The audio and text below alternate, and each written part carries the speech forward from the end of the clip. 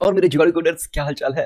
अरे मेरे तो वही हालचाल है भाई, सुबह उठ गया हूँ, बहुत एनर्जेटिक हूँ अभी रिकॉर्डिंग करने के लिए। लेकिन तुम्हें ना रेडी हो जाना है क्योंकि हम सीएसएस शुरू कर रहे हैं। और रेडी कैसे होना है, बहुत सारा तेल लगा लेना है और हेयर स्टाइल जो है वो चंपू वाली होनी चाहिए। याद है कैसे मम्मी स्कूल में भेजती थी तुमको? अगर नहीं याद है तो अपनी फोटो देख लो, स्कूल की याद आ जाएगा।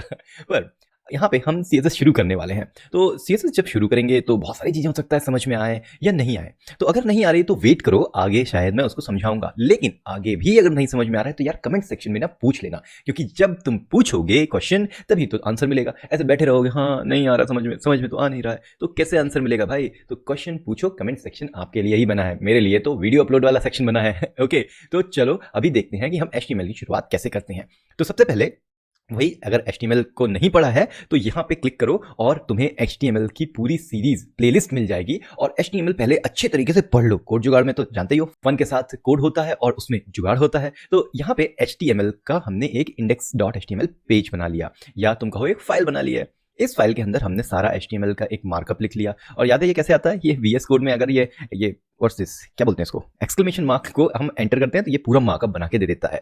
या एक बोलो बॉयलर प्लेट, फैंसी नाम है यार, बॉयलर प्लेट मार्कअप। हम तो ये बोलेंगे भैया ये पूरा का पूरा HTML लिख देता है हमारे लिए। HTML की शुरुआत लिख देता है। एनीवेज, तो ये हम आ गए H1 टैग पे और हमने यहाँ पे गो लाइव नाम का एक एक्सटेंशन भी इंस्टॉल कर लिया है, जिससे कि हम जैसे ही क्लिक करेंगे तो वो हमारे न्यू टैब में हमें इस तरीके से ओपन कर देगा। अब मैं चाहता हूं कि ये साइड बाय साइड हो जाए, तो इसको उठा के यहां डाल देता हूं ऐसे। ठीक है, अब हुआ ये कि ये H1 तो दिख रहा है बहुत तगड़ा मस्त थांसू। स्टाइल कैसे करते हैं, CSS लिखते कैसे हैं? अब ये याद रखना कि CSS लिखने के लिए तुमको HTML चाहिए ही चाहिए। CSS किसके ऊपर लिखा जाता है? HTML के ऊपर। CSS का काम क्या है? CSS का काम है HTML के टैग्स को और डिजाइन करना, कलर देना, उसको फॉन्ट चेंज करना, उसका जो है स्टाइल बदलना, उसका जो है अंडरलाइन करना, बैकग्राउंड चेंज करना, बहुत सारी चीजें कर सकते हैं। तो उसके लिए भैया जिस चीज पे हमें वर्क करना है वो तो होना चाहिए ना। तुमने बोला कि नहीं यार मैं ना आज एक कहानी लिखूंगा, तो पेन तो है तुम्हारे पास कहानी लिखने के लिए जिससे एक्चुअल में राइट करोगे, लेकिन पेपर ही नहीं है। पेपर नहीं है तो किस पे लिखोगे? ये तो प्रॉब्लम है ना। तो इसलिए हमें अगर CSS करना है, स्टाइलिंग करनी है, तो जिसको स्टाइलिंग करेंगे वो तो होना चाहिए ना HTML। इस वजह से HTML पढ़ना, HTML का थोड़ा सा नॉलेज बहुत जरूरी है अगर आपको जो है CSS सीखनी है। तो चलो कुछ एक्सप्लोर करते हैं और अभी देखते हैं कि भाई अगर मैं जाता हूं फ्री कोड कैंप में, ठीक है, तो फ्री कोड कैंप की वेबसाइट कैसी है जरा देख लेते हैं भाई। फ्री कोड कैंप की वेबसाइट में पहली बात तो ये देखो, ब्लू येलो कलर का ये है बटन आ गया। अब ये देखो यहाँ पे लिखा है learn to code for free. फिर यहाँ पे एक ये सर्च बॉक्स है, उसका भी अलग सा स्टाइलिंग है। बैकग्राउंड तुम देख सकते हो कैसा है। और फिर ये देखो ये कोई लोग हैं यहाँ पे जो इसके साथ जुड़े हुए हैं, उनकी फोटोज हैं। फोटो लेफ्ट में है, राइट में है, टेक्स्ट और बहुत सारे तरीके से। ये देखो मैं जैसे हवर करता हूँ तो इसका चेंज हो जा रहा है। ये सब कुछ किससे हो रहा है? हो रहा है CSS से। और इन सब को स्टाइल करने के लिए हमें क्या चाहिए? HTML चाहिए। तो ये देखो ये HTML है किसी तरह का, ये LI है, याद है LI, list item, unordered list, UL का LI। इस LI के ऊपर इनने कुछ CSS लिखी है जो तुम साइड में भी देख सकते हो अपने स्टाइल्स वाले सेक्शन में। यहाँ पे तो ये देखो ये ढेर सारी जो है स्टाइलिंग है। अब ये स्टाइलिंग जो है, इतनी सारी स्टाइलिंग किसके लिए है? हमारे वेबसाइट के लिए की गई है। तो यहाँ पे अब तुमको समझ में आना चाहिए कि स्टाइल करने के लिए, CSS सीखने के लिए हमें HTML का होना तो भाई बहुत ही ज़्यादा ज़रूरी है। सबसे पहली बात कि जब भी हमें CSS लिखना होता है तो उसके 2-3 तरीके हैं, जिसमें से बहुत सिंपल और सबसे बेसिक लेवल का तरीका जो है वो ये है कि जो भी HTML का टैग है, जो भी एलिमेंट कहो उसको, उसमें जाओ और स्टाइल नाम के एक एट्रीब्यूट को लगाओ और फिर जो भी तुम्हारी स्टाइलिंग है, CSS की स्टाइलिंग है, वो लिखते जाओ। तो अब मैं क्या करूंगा, इस HTML का जो H1 है इसमें मैं इसका कलर चेंज करूंगा।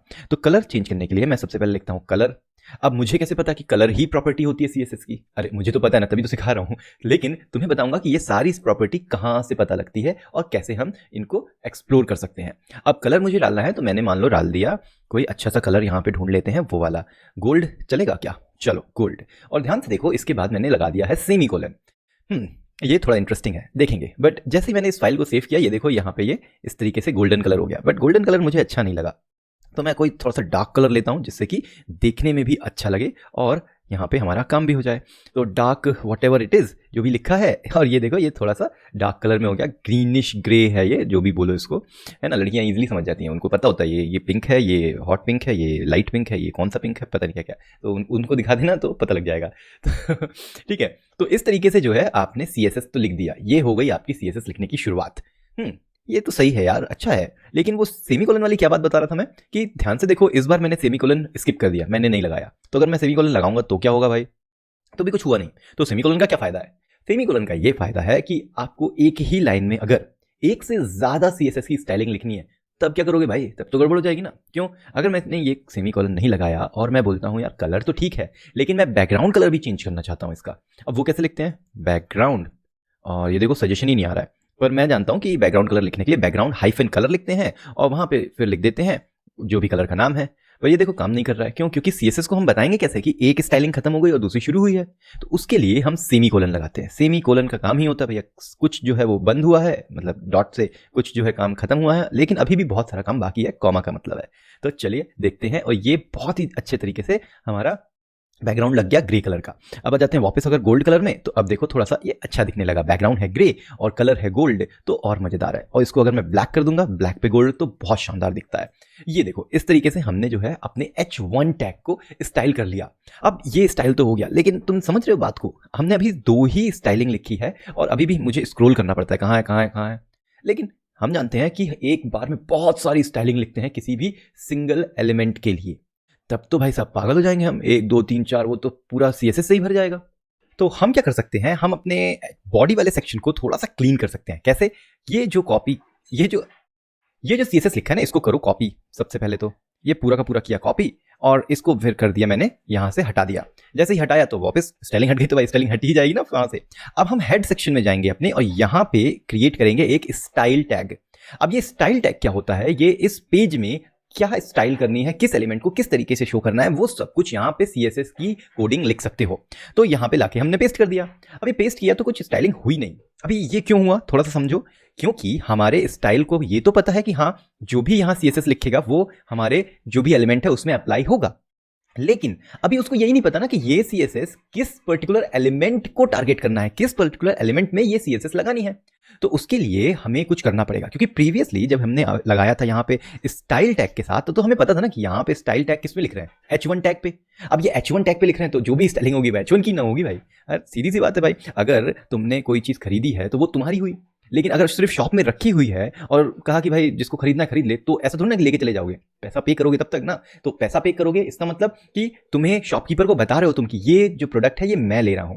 उसी तरीके से हमें यहाँ पे इस शॉपकीपर को बताना पड़ेगा कि ये CSS कौन ले रहा है, इस CSS को ले रहा है H1। लेकिन उसके बाद यूज करो ये कर्ली ब्रैकेट्स, और इस कर्ली ब्रैकेट्स के अंदर तुम्हें लिखना है तुम्हारी स्टाइल। और जैसे ही मैंने सेव किया, ये देखो मेरी स्टाइलिंग पूरी की पूरी वापस आ गई। तो इस तरीके से हम लिख सकते हैं स्टाइलिंग। तो चलो मैं एक H2 भी लिख देता हूं और यहां पे लिखते हैं लर्निंग CSS इज फन।